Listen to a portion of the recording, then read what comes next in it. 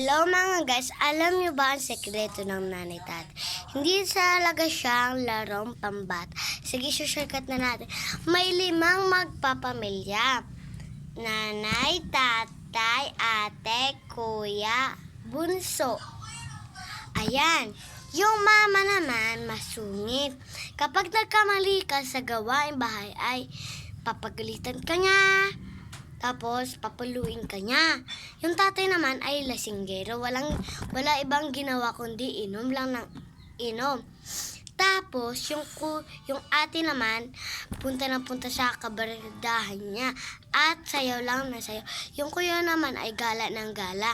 Tapos, yung bunso naman ay siya ang pinapagawa ng gawaing bahay. Tapos, lagi nag-aaway yung mama at papa ng bunso. Kaya napag-isipan ng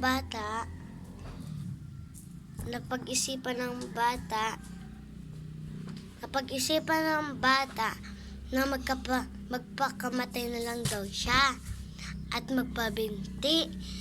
Bago siya nagpakamatay, nagsulat po na siya ng nanay, tatay, gusto kong tinapay. Ate, kuya, gusto kong kape. Lahat ng gusto ko ay susundin nyo. Ang nagkamali ay pipingutin ko. Ang igsabihin daw ng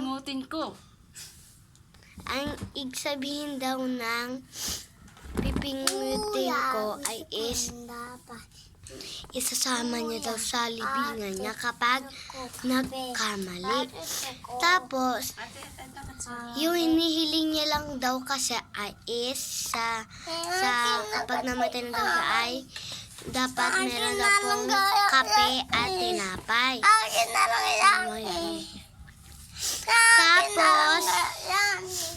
Tapos, ayun na, nagpabigti na siya. Tapos, dapat maganda ang pagkaayos. Yung nanay at tatay ng namatay, basta-basta lang nilang nilibing.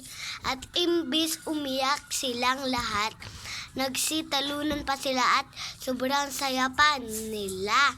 Kasi wala na daw ang nakakahiyang bunso. Tapos, nung ilang araw ay nagkasakit silang lahat. Yun lang po. Bye. Salamat po sa pagnunood.